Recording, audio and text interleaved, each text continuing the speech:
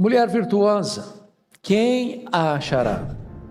O seu valor muito excede o de finas joias. O coração do seu marido confia nela e não haverá falta de ganho. Ela lhe faz bem e não mal todos os dias da sua vida. Busca lã e linho e de bom grado trabalha com as mãos. É como um navio mercante, de longe traz o seu pão. E ainda à noite já se levanta, dá mantimento à sua casa e a tarefa às suas servas. Examinam a propriedade e adquire-a, plantam a vinha com as rendas do seu trabalho. Cinge os lombos de força e fortalece os braços. Ela percebe que o seu ganho é bom, a sua lâmpada não se apaga de noite. Estende as mãos ao fuso, mãos que pegam na roca. Abre a mão ao aflito e ainda a estende ao necessitado. No tocante à sua casa, não teme a neve, pois todos andam vestidos de lã escarlate. Faz para si cobertas, veste-se de linho fino e de púrpura. Seu marido é estimado entre os juízes, quando se assenta com os anciãos da terra. Ela faz roupas de linho fino e vende-as, e dá cintas aos mercadores. A força e a dignidade são os seus vestidos. E quanto ao dia de amanhã, não tem preocupações. Fala com sabedoria, e a instrução da bondade está na sua língua. Atende ao bom andamento da sua casa, e não come o pão da preguiça. Levantam-se seus filhos e lhe chamam ditosa. Seu marido a louva, dizendo: muitas mulheres procedem virtuosamente, mas tu a todas sobrepujas. Enganosa é a graça e vã a formosura, mas a mulher que teme ao Senhor, essa será louvada.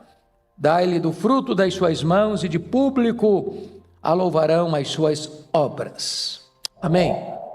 Deus, depois de criar o universo e todas as coisas, Ele culmina a criação criando o homem, à sua imagem e à sua semelhança. E quando Deus foi criar o homem, Deus botou a mão no barro. Mas quando Deus foi criar a mulher, usou uma matéria-prima melhorada. Ele fez a mulher do osso. Talvez daí venha o ditado: osso duro de roer.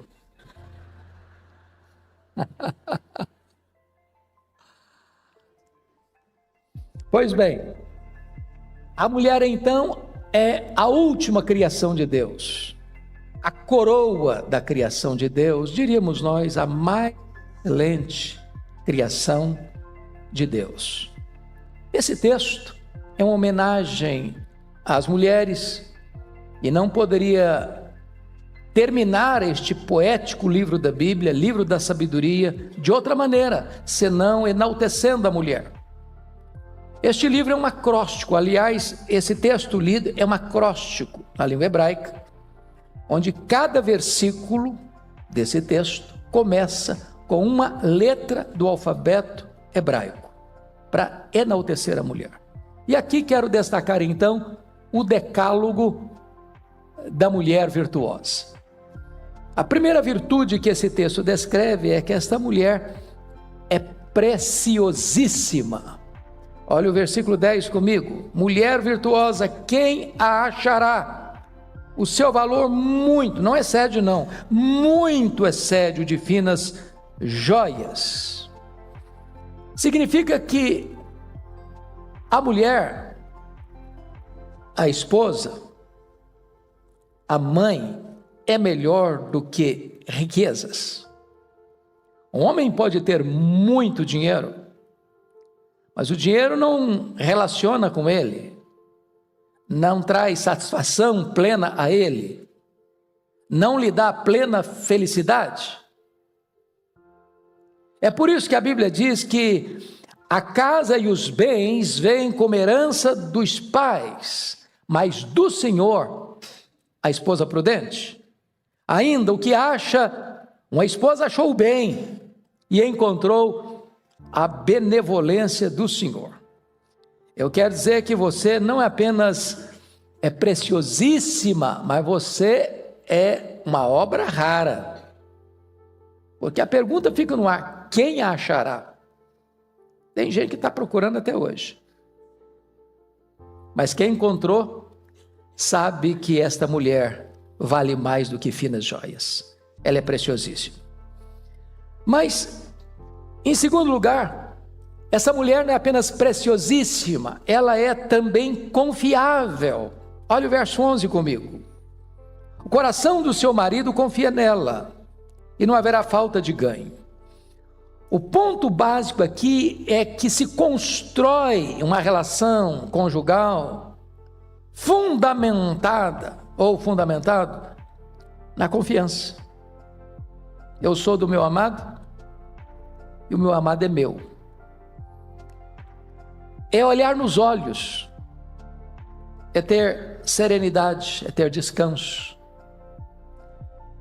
é não ter medo, não ter ciúme, insegurança, é viver com o coração descansado, é entender que a esposa é um jardim fechado, uma fonte reclusa.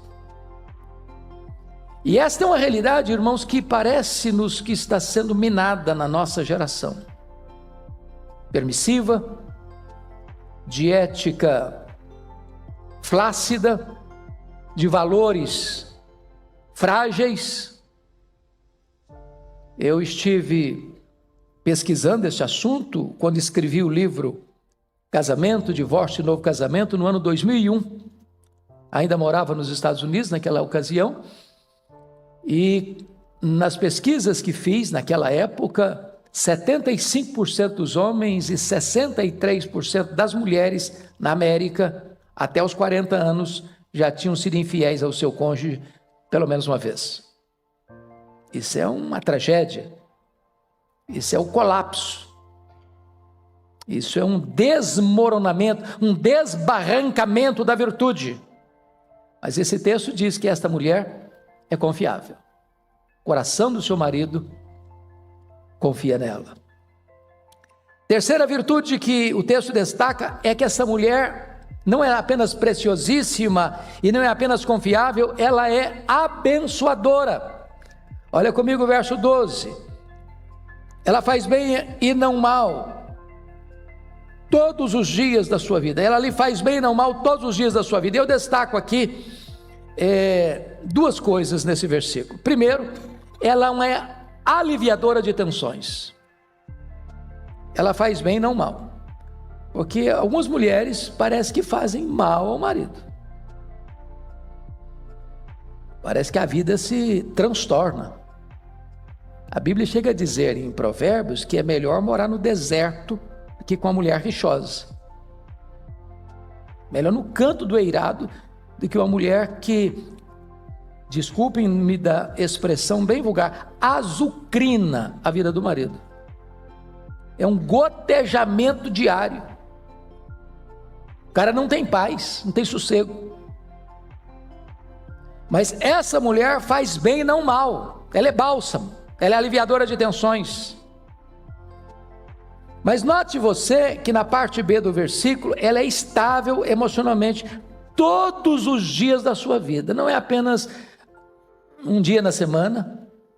Não é aquele tipo de mulher que beija e morde, belisca para depois assoprar. Mas ela é estável. Os biógrafos do grande estadista americano, 16º presidente dos Estados Unidos, Abraham Lincoln, afirmam que a maior tragédia da vida de Lincoln não foi o seu assassinato, foi o seu casamento com Mary Todd Lincoln. Os biógrafos dizem que o apelido mais bonito que ela botava nele era macaco, e que ela criava confusão com ele perto dos ministros de Estado, e às vezes jogava café quente no rosto dele quando ele estava em reuniões administrativas na sua casa. E ele tinha um hobby que ele gostava muito, ter reuniões até altas horas da madrugada. Não é que ele gostava de reuniões até as altas horas da madrugada, o que ele não suportava era voltar para casa. Há pouco tempo eu escutei uma história engraçada, pastor Ival. Um cidadão vendedor ambulante, a gente chamava isso de mascate, aquele vendedor de porta em porta. E aí ele chegou um dia na sapataria e procurou o vendedor e fez uma pergunta que só gente mais de 50 anos vai entender. Ele perguntou assim para o vendedor: tem sapato Vulcabras? Gente, Vulcabras é uma palavra estranha para a nossa geração. O vendedor disse: tem, sim, senhor. Aí todo vendedor de sapato olha e já vê o pé do cara, já traz um para cima, outro para baixo, para não perder o pulo. O número do cidadão era 40. Ele trouxe um 38, um 39, um 40, um 41 para não errar. Aí o cidadão botou o sapato 38, ficou as dedinhos tudo assim apertado. Eu falei: não, esse aqui não serve, o seu número é 40. Eu falei: eu vou ficar com 38. Eu falei: não, o 38 não serve, é apertado. Não, mas eu vou ficar com 38. Saiu dali com o sapato apertado, o cara não entendeu nada. Passado um ano, o mesmo vendedor ambulante chegou na mesma sapataria, procurou o mesmo vendedor e disse: tem sapato Vulcabras? Tem, e eu me lembro de você, o seu número é 40. Eu falei: eu quero um 38. Não, rapaz, mas 40, 38 que apertar. Eu quero 38. Não entendeu nada, botou ali e já saiu com ele. Ano seguinte, o mesmo vendedor, na mesma loja, no mesmo vendedor: tem sapato Vulcabras? Tem, e eu te conheço, e o seu número é 40. Não, eu quero um 38. Eu falei: não, você vai me explicar isso, não é possível. Que negócio é esse? Mas você quer que eu explique? Eu falei: quero. Rapaz, sabe por que eu compro um 38? É o único alívio na vida quando eu chego em casa é tirar esse sapato. Se eu não tiver pelo menos esse alívio, eu não tenho alívio nenhum na vida, cara. É por isso que eu compro um 38. Dá uma olhadinha se o seu marido não está usando sapato apertado, por favor.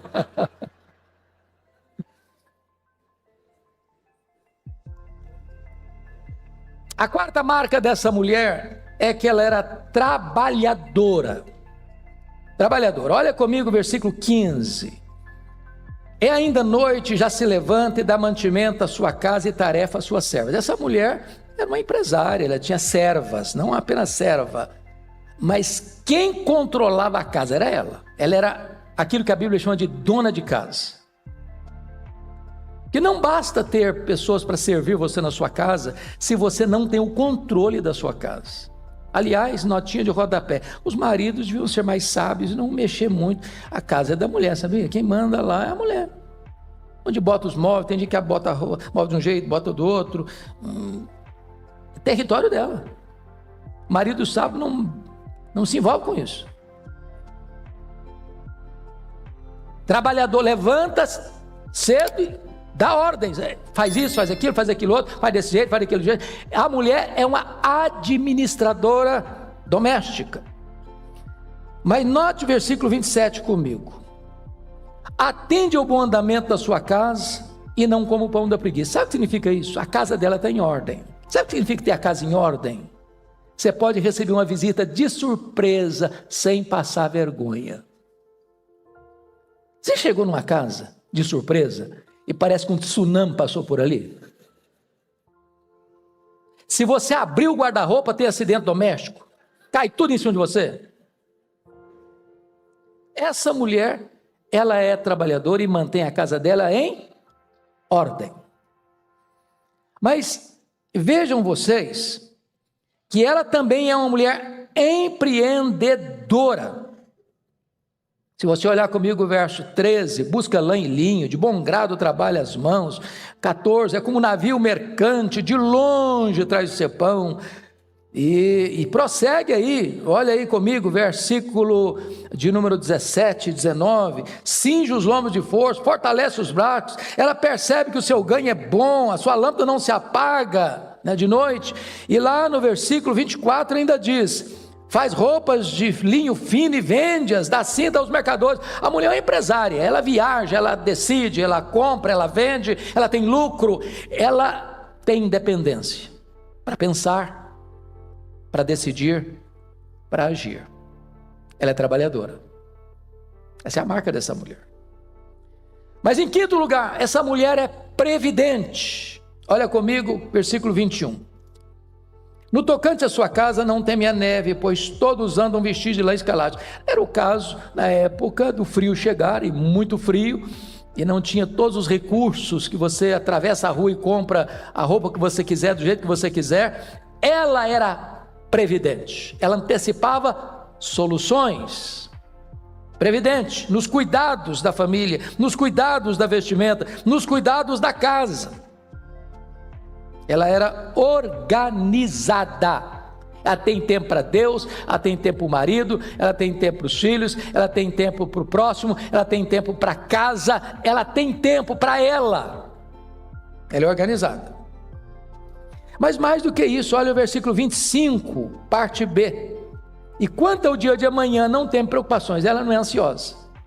Eu sei que hoje também não tem mais mulheres ansiosas no nosso meio, não é verdade? Ansiedade é um mal. A ansiedade drena as energias. A ansiedade estrangula você. E ela não é ansiosa porque ela antecipa soluções. Ela é proativa. Ela vê que o problema vai chegar e ela já traz solução antes do problema chegar. Ela resolve as coisas. Mas em sexto lugar, essa mulher é generosa. Olha comigo o versículo 20. Abre a mão ao aflito e ainda a estende ao necessitado. Note aqui que ela tem duas ajudas. Primeira é emocional. Nem toda pessoa que precisa de ajuda é porque é pobre, está precisando de comer, não. Tem gente que é rica e está precisando de ajuda, emocionalmente. De uma palavra, de um conselho, de um consolo, de uma orientação na vida. Essa é a pessoa descrita aqui como aflito. Mas essa mulher, ela é mais do que isso, ela é generosa, porque o verso 20b diz, e ainda a estende ao necessitado. Ela é rica, ela é comerciante, ela é empresária, ela tem uma casa, ela tem servas, mas essa mulher não esquece de ajudar as pessoas que precisam de ajuda à sua porta. Aqui está um princípio tão bonito. E eu acho, à luz da história, inclusive da Bíblia, que parece que as mulheres são mais generosas do que os homens. Tanto é fato que quem manteve e sustentou financeiramente o ministério de Jesus foram as mulheres da Galileia. Então, você, mulher, seja generosa. Está na hora de você ver o que você tem nas mãos e não gastar tudo com você mesmo.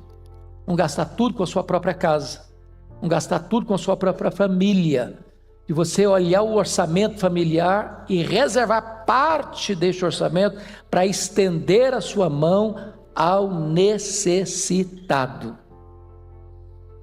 Mas ainda, sétimo lugar, essa mulher é elegante. Olha aí, ela cuida da sua autoimagem de duas maneiras. Primeiro, olha o versículo 17, ela cuida do seu corpo.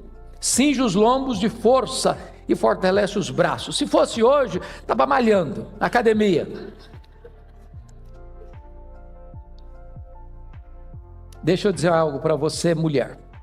Seu marido, querendo você ou não, achando você ou não, ou gostando você ou não, ele olha você. Isso não é porque o seu marido, não, é todo homem. Deus fez o homem assim. O homem olha, o homem vê, o homem observa. Então não é porque você está casada que você pode se descuidar, não. Seu marido precisa continuar encantado com você. Porque ele está olhando. E a pessoa que mais precisa atrair seu marido é você mesma. Então cuide-se. Mas essa mulher não é apenas uma pessoa que cuida do seu performance físico, ela cuida também da sua imagem pública, da sua vestimenta. Olha comigo aí, por gentileza, versículo 22b.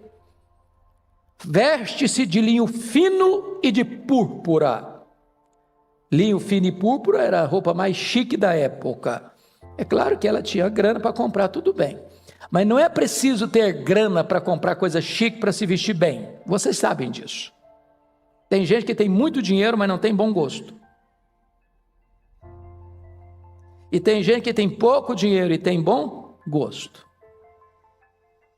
O ponto que eu quero ressaltar dessa mulher é que o seu marido pode ir com ela em qualquer ambiente sem passar constrangimento. Ela sabe se vestir. Ela tem a roupa de guerra, de viajar, de trabalhar. mas a hora que precisa, ela sabe vestir púrpura e linho fino. Ela tem bom gosto. Essa é a característica dessa mulher. Mas mais do que isso, em 8º lugar, essa mulher é educadora. Veja comigo o verso 26, por favor. Fala com sabedoria, e a instrução da bondade está em sua língua. E aqui eu quero chamar a atenção duas coisas. Primeiro, conselheira sábia. A Bíblia diz que a mulher sábia edifica sua casa, mas a insensata, com as próprias mãos, a destrói. O que é ensinar com sabedoria? O que é educar com sabedoria? Deixe-me ilustrar isso. Peter Marshall, capelão do Senado americano, pregou um célebre sermão que virou um livreto, A Guarda das Fontes. E ele conta a história de um personagem misterioso que vivia nas matas, limpando as fontes, para que a água chegasse na vila límpida, clara, saudável. Até o dia que a Câmara Municipal se reuniu e viu o salário do guarda das fontes, diz: não, está muito caro, vamos dispensar esse funcionário, ele nem aparece, vamos construir uma caixa d'água, e a gente tira o salário dele e economiza isso. E aí dispensaram o guarda das fontes, e a água que chegava na caixa, chegava poluída, suja, contaminada. As crianças começaram a ficar doentes, os pássaros que gorjeavam foram embora, e a vila toda virou um cenário cinzento. Tiveram que reunir de novo e recontratar o guarda das fontes. E ele disse: as mães são as guardas das fontes. Um trabalho às vezes anônimo, não visível aos olhos humanos, mas vital para a família. A mãe tem o privilégio de ter mais tempo com os filhos na hora que os filhos mais podem ser instruídos. Alguém diz: dê-me uma criança até os 7 anos e o resto pode ficar tranquilo. Os valores, os pilares são plantados nesse tempo, e as mães são essas conselheiras sábias que ensinam os seus filhos, que educam os seus filhos. É por isso que diz a Bíblia que Moisés, na fase adulta, resolve optar pelos problemas e lutas do seu povo e não aceitar as glórias do Egito. Quando ele aprendeu isso? Foi no palácio de Faraó? Não, foi na infância, quando esteve com a sua mãe. Mas mais do que isso, essa mulher tem um ensino, versículo 26, a instrução da bondade está na sua língua. Bondade é um termo muito curioso, porque a Bíblia só fala de um homem que foi bom na Bíblia. O único homem chamado de bom na Bíblia foi Barnabé. Barnabé era um homem bom, cheio do Espírito Santo e de fé. Eu não estou falando de Jesus, ele é o próprio Deus feito homem. Quando você vai olhar a vida de Barnabé, Barnabé foi alguém que sempre investiu no outro, sempre pensou no outro, sempre priorizou o outro. Isso é bondade, é quando você olha para o outro com prioridade. Pois as mães têm esse papel glorioso de investir nos filhos, de pensar nos filhos. Se tiver um único pão para repartir entre mãe e filho, a mãe diz: eu estou sem apetite hoje. Ela pensa primeiro nos filhos, ela dá o melhor para os filhos. Isso levou Abraham Lincoln, cujo pai morreu quando ele era ainda criança, dizer que tudo que ele tinha na vida ele devia à sua mãe. E ele disse mais: um filho que tem uma mãe que ora por ele, nunca é um filho pobre. Mas, em 9º e penúltimo lugar, essa mulher é piedosa. Piedosa. Veja comigo, versículo de número 25. Está escrita aí a parte A: a força e a dignidade são os seus vestidos.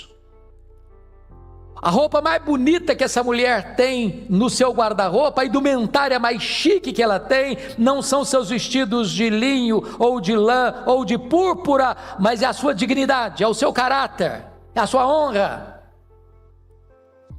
Mas ainda, olha comigo o verso de número 30, quando está escrito aí: enganosa é a graça e vã a formosura, mas a mulher que teme ao Senhor, essa será louvada. Então preste atenção aqui, as meninas, as solteiras, as jovens casadas, É bom que você cuide da sua imagem.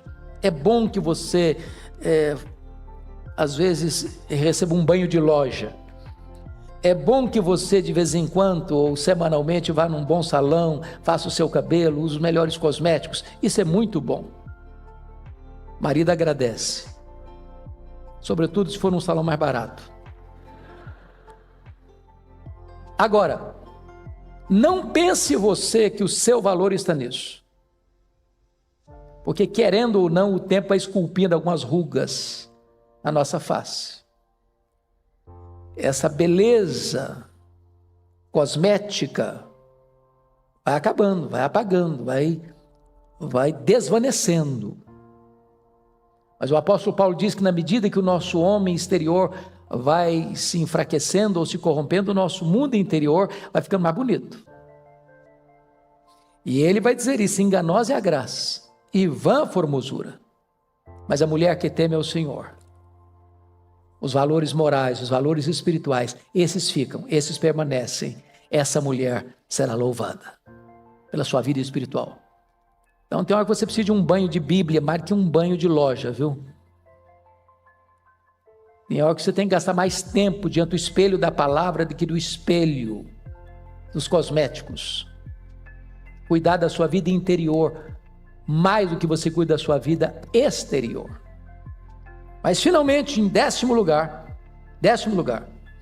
essa mulher é elogiada. E veja você no verso 28, que ela é elogiada pelo marido. Olha a parte B: seu marido a louva dizendo, muitas mulheres procedem virtuosamente, mas tu a todas sobrepôs. Eu acho bonito isso, porque o princípio aqui é o seguinte: não é que você só vê virtude na sua casa, não. Que eu conheço gente que só presta gente da família dele.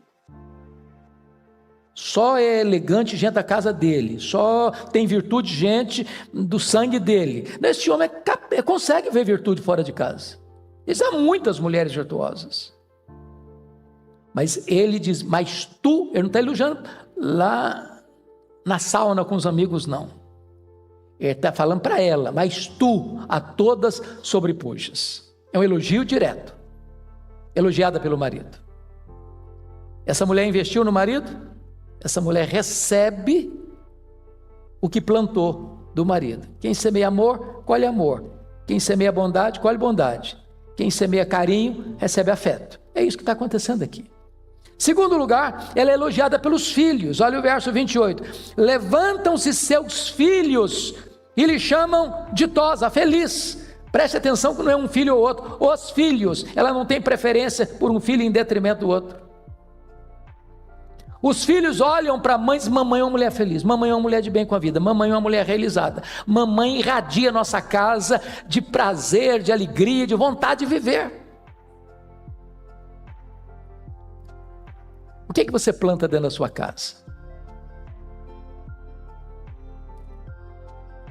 Quem vai a Israel sempre precisa visitar o Museu Yad Vashem, certo? Museu do Holocausto.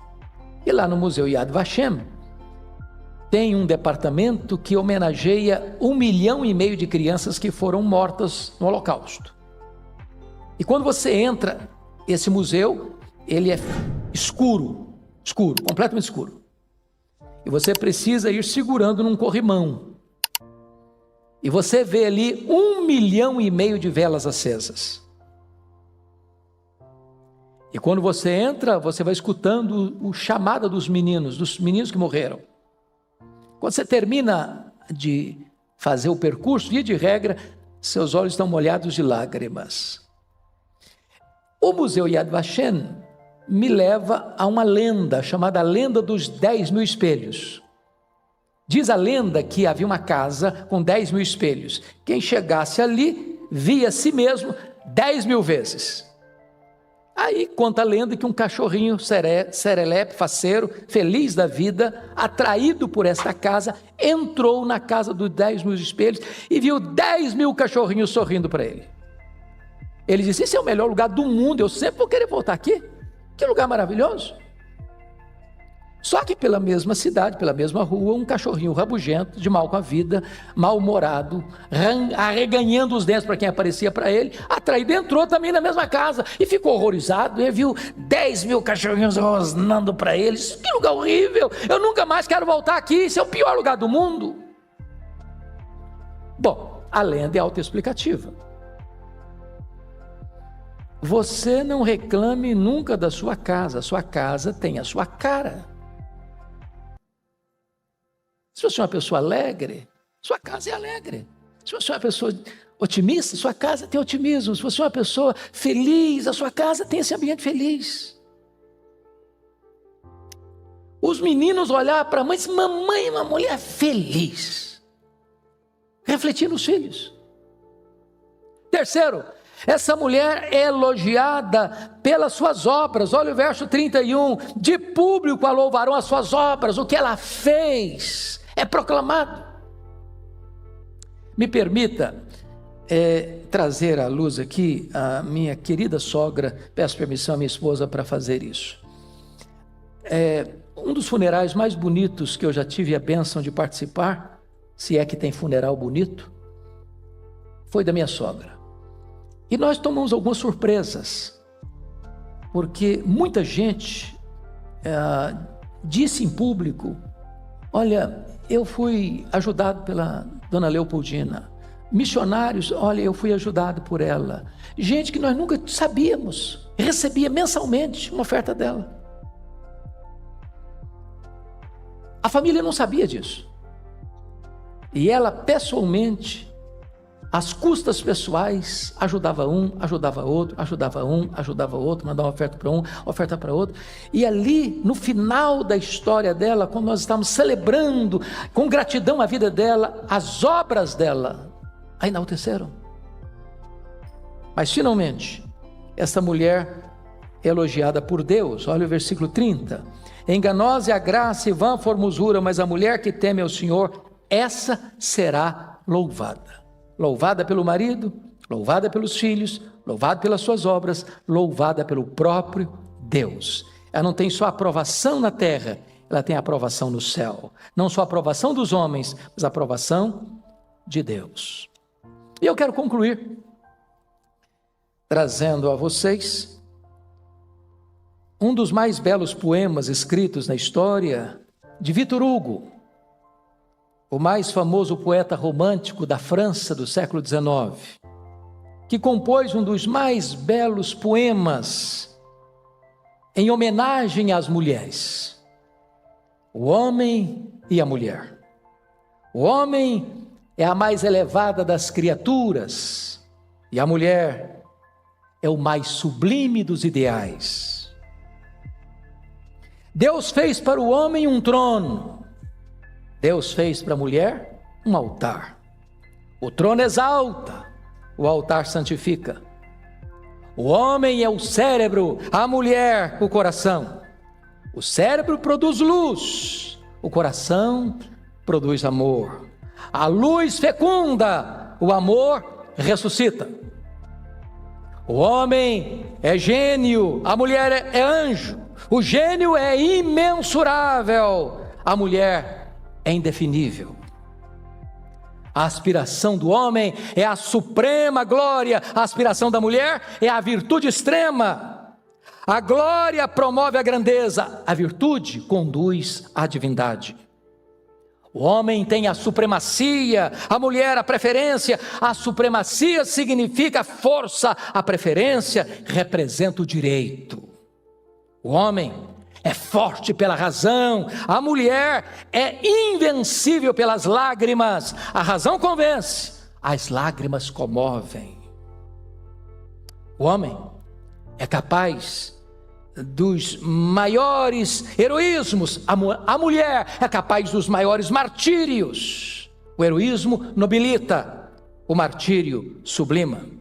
O homem é o código, a mulher é o evangelho. O homem é a águia que voa, a mulher é o rouxinol que canta. Voar é dominar o espaço, cantar é conquistar a alma. O homem tem um fanal, a consciência. A mulher tem uma estrela, a esperança, o fanal guia, a estrela salva. Enfim, o homem está colocado onde termina a terra, a mulher, onde começa o céu. Meus amados, nós vamos então abrir a palavra de Deus no livro de Jó, capítulo 42. Jó 42, versos de 1 a 6.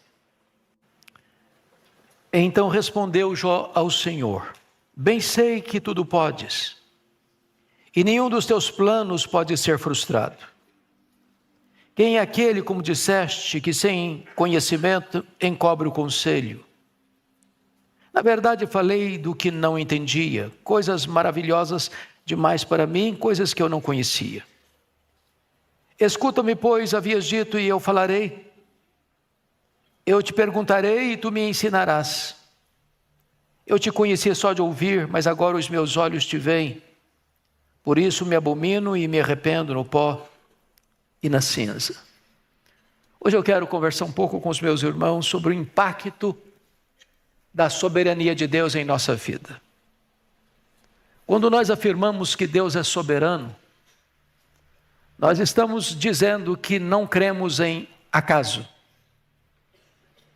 que não cremos em coincidência, que não cremos em sorte, que não cremos em azar, que não cremos em determinismo cego, que não cremos em misticismo, em sincretismo religioso. Nós cremos que a nossa vida está nas mãos de Deus, aquele que está sentado no trono e tem as rédeas da história em suas mãos. Deus é soberano na criação. Ele criou todas as coisas segundo a sua vontade.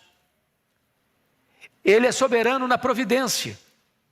Ele é quem sustenta todas as coisas pela palavra do seu poder. Ele é soberano na nossa salvação. Foi Ele quem nos escolheu antes da fundação do mundo. Foi Ele quem nos chamou com santa vocação. Ele planejou, Ele executa e Ele consuma a nossa salvação. Aqui nós lemos um texto de um homem que está debaixo do impacto da soberania de Deus.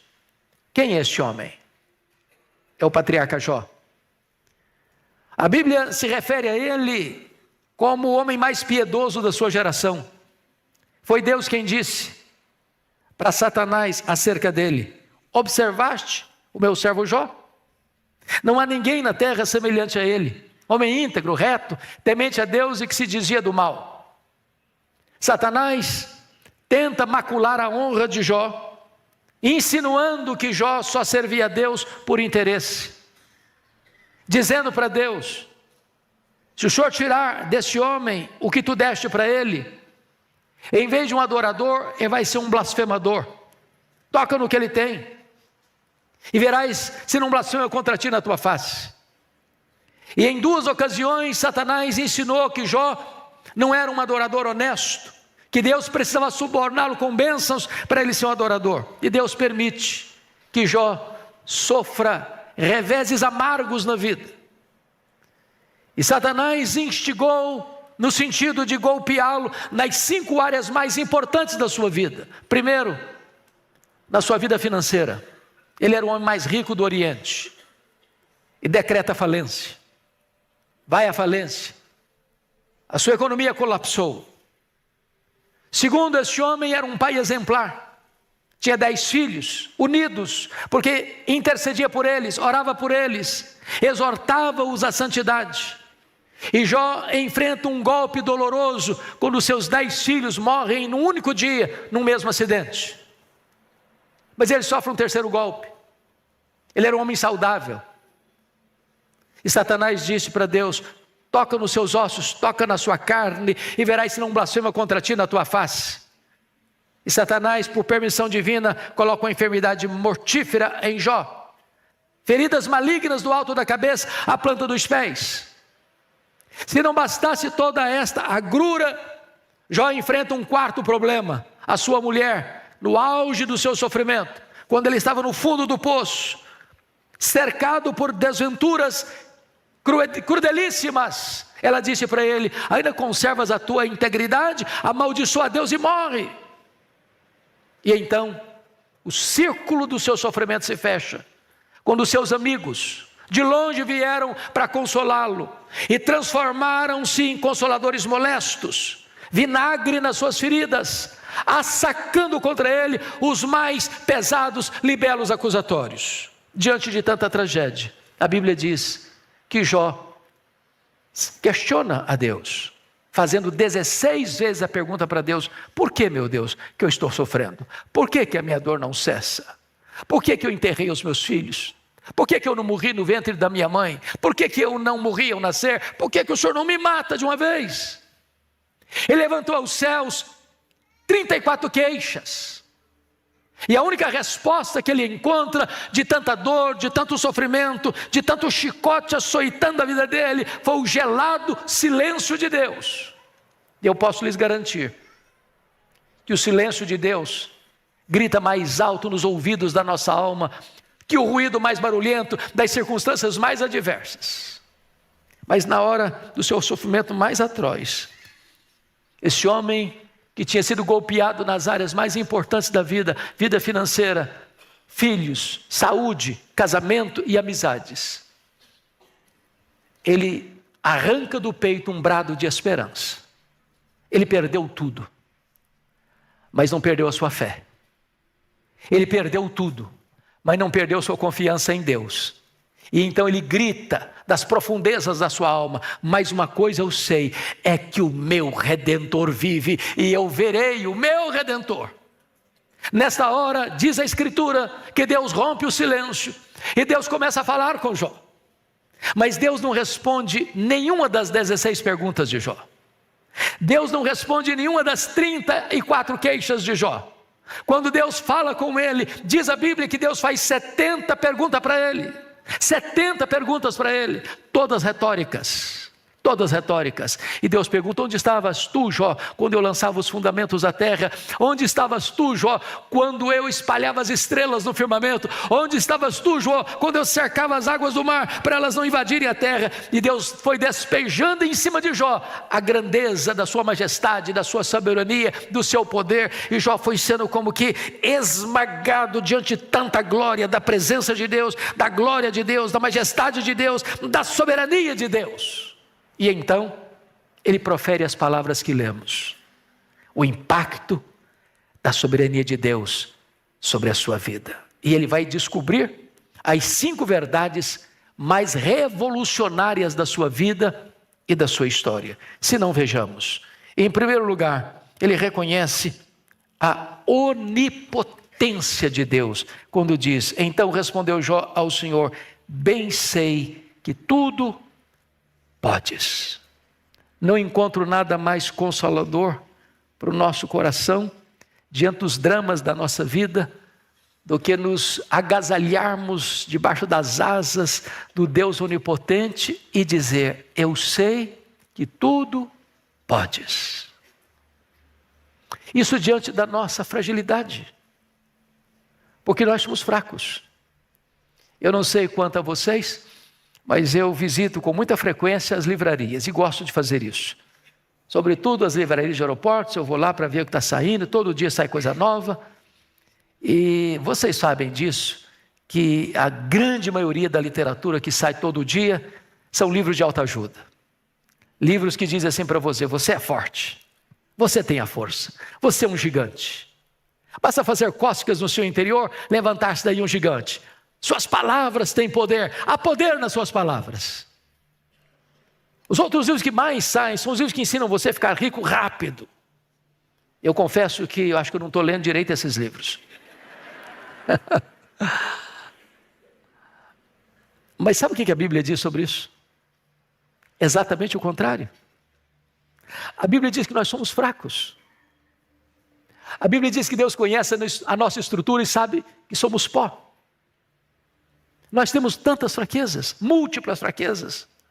Temos fraquezas físicas.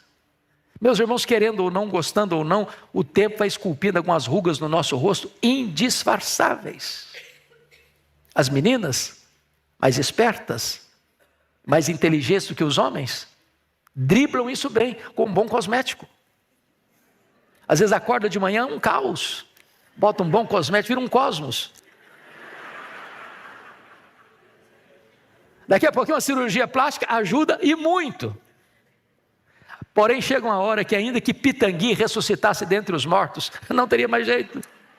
As pernas ficam bambas, os joelhos trôpicos, as mãos descaídas, os olhos embaçados. E diz os entendidos que cada fio de cabelo branco que brota na nossa cabeça é a morte nos chamando para um duelo. Eu acho até o exército acampado ao meu redor. Temos fraquezas físicas. Mas nós temos fraquezas emocionais.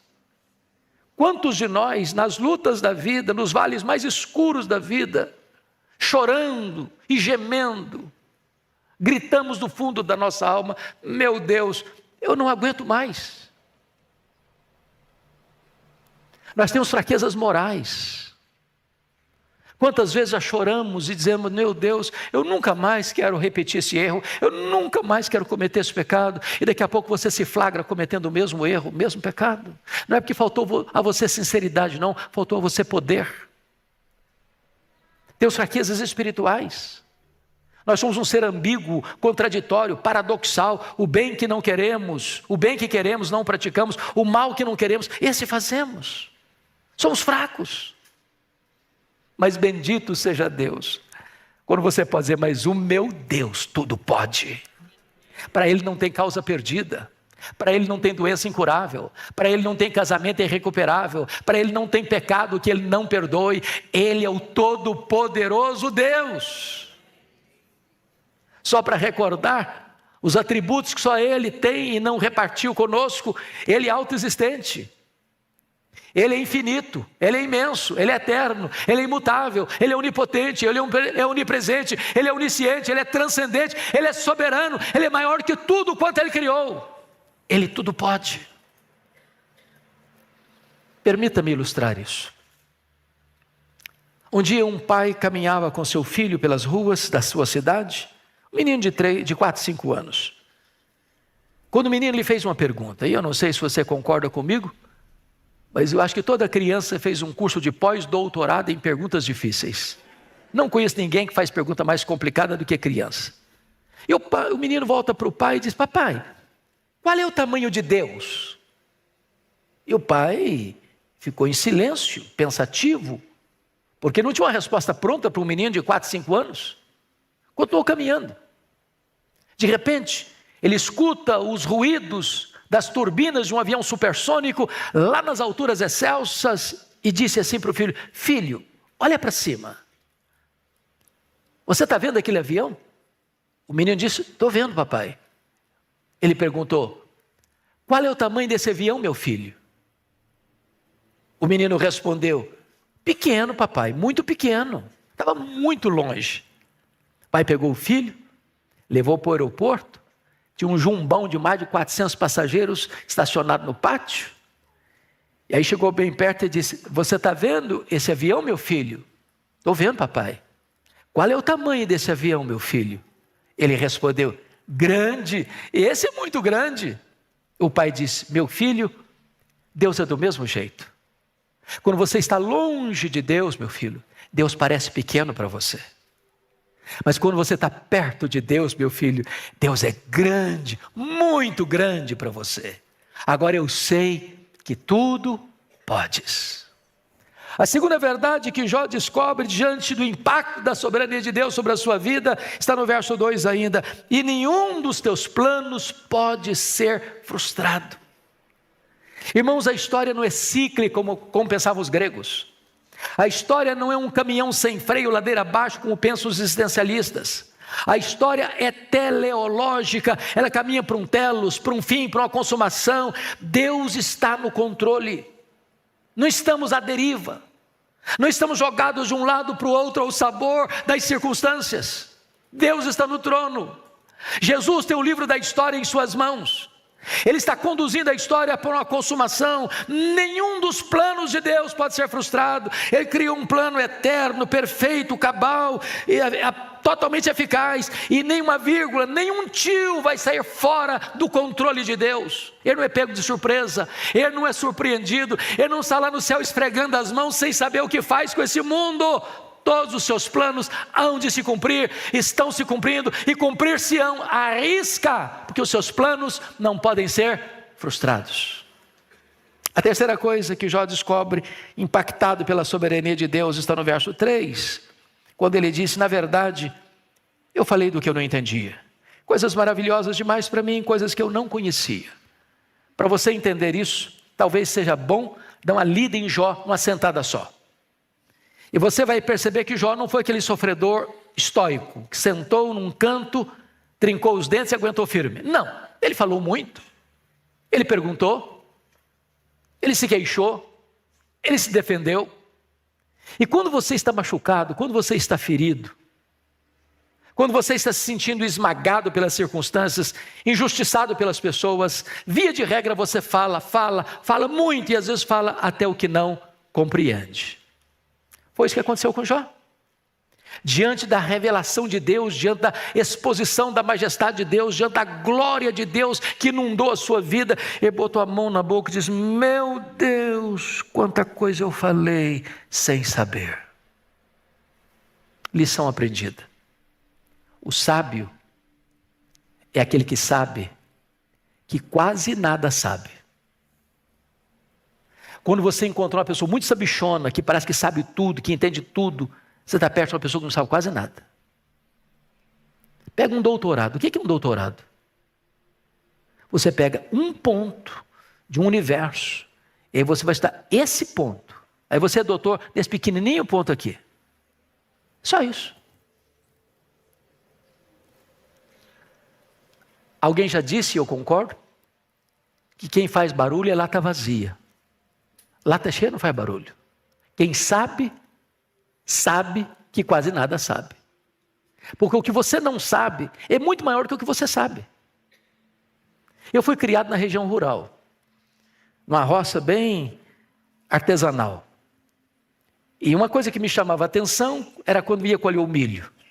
Toda espiga boa, granada, na hora de colher, ela se rende, ela se dobra. O restolho, que só tem palha e sabugo, nunca se dobra, fica sempre empinadinho, sempre empinadinho. Então, quando você encontra uma pessoa muito empinadinha, pode saber que é restolho, só tem palha e sabugo. Quem sabe, não faz propaganda. Reconhece a sua limitação. Preste atenção nisso. Não dá para você ficar na presença do Todo-Poderoso de nariz empinado, de peito estufado. Diante de Deus, humildade. Quarta coisa que ele aprendeu, impactado pela soberania de Deus, está no versículo 5. Quando ele diz: eu te conhecia só de ouvir, mas agora os meus olhos te veem, ele reconhece o seu limitado conhecimento de Deus. Isso parece contraditório. Que quem está proferindo essas palavras foi o homem que Deus disse acerca dele: observaste o meu servo Jó, não há ninguém na terra semelhante a ele, homem íntegro, reto, temente a Deus, que se desvia do mal. Isso não é uma opinião de um amigo rasgador de seda, isso é palavra de Deus, e Deus não tem uma opinião, Deus tem um diagnóstico. Agora, como é que esse homem vai fazer uma declaração dessa? Eu te conheci só de ouvir, se o próprio Deus disse que era o mais piedoso da sua geração. Como entender isso? Me permita fazer-lhe uma pergunta. Você conhece a Deus? Conhece? Quanto você conhece a Deus? Quanto? Certa feita, um cidadão que nunca tinha visto o mar, o sonho da vida dele era ver o mar. Eu não sei se ele era mineiro ou goiano. Ao chegar no mar, ficou tão entusiasmado que exclamou: agora eu conheço o mar. Aproxima-se dele um marujo, com a pele tostada de sol e sal, e diz: eu também conheço o mar. Qual a diferença entre eles? Você conhece a Deus? Quanto você conhece? João 17,3 diz assim: e a vida eterna é esta, conhecer a Deus e a Jesus Cristo a quem enviaste. A própria essência da vida eterna é conhecer a Deus. Portanto, depois que Jesus voltar na sua majestade e glória, depois que nós estivermos lá no céu, 1 milhão de anos que nós estivermos lá, sabe o que você vai estar fazendo? Conhecendo a Deus. Jamais haverá um dia dentro da eternidade, se eu posso falar em dia dentro da eternidade, onde você possa afirmar: já conheço tudo de Deus, não tem mais nada para conhecer, agora eu vou botar minha vida no piloto automático, agora vira rotina. Não, o céu jamais será rotina, porque você vai conhecer a Deus, você vai amar a Deus, você vai fruir a Deus, você vai glorificar a Deus, você vai servir a Deus, você vai ver a Jesus face a face. Nunca será um dia comum, porque você vai conhecer e conhecer e sempre conhecer e jamais esgotar o conhecimento de Deus. Eu tomei um susto um dia, pastor Ival, entra no meu gabinete pastoral, uma adolescente, disse assim: pastor, eu não quero ir para o céu não. E eu tomei um susto, falei: minha filha, você está ficando maluca? Não, não quero não. Ué, mas por que você não quer ir para o céu? Ah, o céu vai ser muito monótono. Você já pensou sentado numa nuvem com a harpa na mão, cantando? Ah, não aguento isso para a minha vida toda não. Não quero não. Tem gente que pensa que o céu vai ser chato, que o céu vai ser rotina. Não, você vai desfrutar de uma vida plena, maiúscula, superlativa, eterna, de gozo, da presença de Deus, servindo a Deus, glorificando a Deus, para sempre e sempre e sempre. Então eu tenho que concordar com o profeta: conheçamos e prossigamos em conhecer ao Senhor. Mas finalmente, Jó descobre uma outra coisa, impactado pela soberania de Deus, está no versículo 6. Por isso eu me abomino e me arrependo no pó e na cinza. E eu entro em choque de novo com a minha lógica tão franzina e tão fraquinha.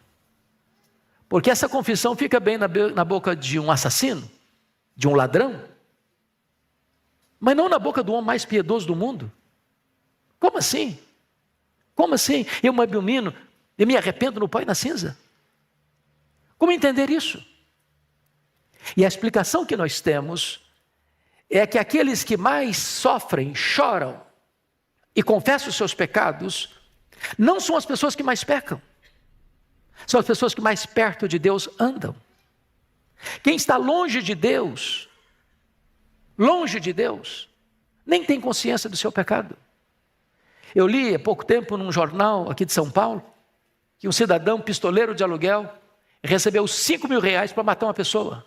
Ele não conhecia essa pessoa não tinha falado mal dele, nunca tinha feito mal para ele. Ele recebeu o dinheiro, foi lá, deu 5 tiros na pessoa, matou a pessoa, foi para casa, jantou, tomou banho e dormiu. Isso não é um drama de consciência. Mas se você anda na luz, se você é filho da luz, se você é filho de Deus, então você enxerga com mais clareza os seus pecados, as suas máculas, as suas manchas, e você sofre, e você chora, e você confessa os seus pecados. Você diz: por isso eu me abomino no pó e na cinza. Preste atenção no que eu vou lhe dizer. Se você encontrar uma pessoa que toda hora que ela encontrar com você, ela vai rasgar elogios a ela mesma, ela vai passar uma ideia de santarrona, vai passar a ideia de que ela é a quintessência da santidade, pode ter certeza, você está perto de uma pessoa que está longe de Deus. Todas as pessoas que andaram com Deus, que tiveram consciência da glória de Deus na sua vida, elas choraram, elas foram confrontadas, como Isaías: ai de mim, Senhor, eu estou perdido. Como Pedro: afasta-te de mim, Senhor, eu sou um pecador. Como João na ilha de Patmos, caiu como morto aos seus pés. Como Jó, eu me abomino no pó e na cinza. Ninguém permanece na presença de Deus com o narizinho empinado. Se humilha, se quebranta, se arrepende. Quero concluir levando você ao versículo 10, porque o versículo 10 é a chave hermenêutica do livro de Jó. Diz o texto que mudou o Senhor a sorte de Jó quando ele chorava pelos seus amigos, e o Senhor lhe deu o dobro de tudo que antes possuíra. Eu sempre me perguntava, não estou entendendo, por que Deus mudou a sorte do Jó quando ele orava para os seus amigos? Por que não mudou a sorte dele numa outra circunstância, num outro momento, em uma outra situação? Por quê? Uma pergunta simples. O que você sente quando as pessoas falam mal de você? Ou você já chegou naquele ponto na sua vida espiritual que nunca mais ninguém fala mal de você? Porque se você já chegou a esse ponto, de repente você é um anjo disfarçado de gente que está entre nós. Você fica feliz quando alguém fala mal de você? Você fica feliz quando alguém tenta assassinar a sua reputação? O que você sente? O que Jó sentiu? Bom, ele se defendeu. Ele se queixou.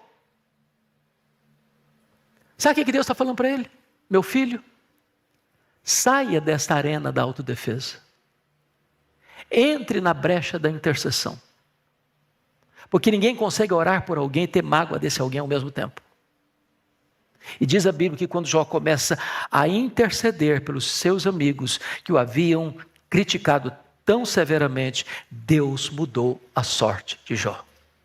Sabe o que Deus fez? Deus restaurou as 5 áreas que Satanás tentou destruir na vida dele. Primeiro, Deus restaurou a sua saúde.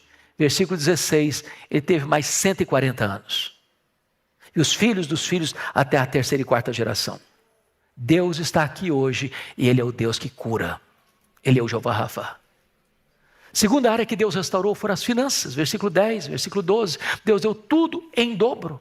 Se ele já era o mais rico, agora é duplamente o mais rico. Eu quero dizer para você que o Deus da restituição está aqui nesta noite e Ele é poderoso para restaurar a sua vida financeira. A terceira área que Deus restaurou foram as amizades. Versículos 7 e 8.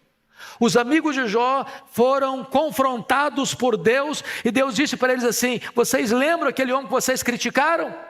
Aquele homem que vocês criticaram é mais justo, é mais santo do que vocês. Vocês vão ter que ir lá naquele homem, para aquele homem orar por vocês, porque é a oração daquele homem que eu vou ouvir para restaurar vocês. Em outras palavras, você não precisa se defender, você precisa andar com Deus. Porque quando você anda com Deus, Deus defende você. Quando você cuida da sua piedade, Deus cuida da sua reputação. As pessoas que criticaram você vão ter que voltar a você e reconhecer que Deus está com você. As pessoas vão ter que mudar de opinião a seu respeito. Quarta área que Deus restaurou foi o casamento. E eu creio que com a mesma mulher. Que a Bíblia não diz que foi com outra. E eu fico imaginando a cena. E imaginando a cena até como um brasileiro que sou. E eu fico pensando, o que teria acontecido se o Jó fosse brasileiro? Quando ele estava numa magrela, a mulher dele disse para ele assim: morre, homem, morre, mas morre logo. Agora o cara está com saúde de novo, está cheio da grana, cheio de prestígio. O que eu diria para ela? Morre, mulher, morre logo. A fila andou, minha filha, eu estou no outro agora. Só que o nosso Deus é especialista em pegar cacos, vasos quebrados e fazer vasos novos. Talvez Deus hoje quer fazer esse milagre no seu casamento. Mágoas, dores, abandono. E hoje Deus pode restaurar o sonho, a poesia, o amor no seu coração e restaurar o seu casamento. A última área que Deus restaurou foram os filhos. A Bíblia diz que ele tinha 10 filhos. E se Deus deu tudo em dobro, esperava-se que ele tivesse agora 20 filhos. Mas não foi o que Deus fez. Deus deu mais 10 filhos. Alguém pode dizer, bom, então não foi o dobro.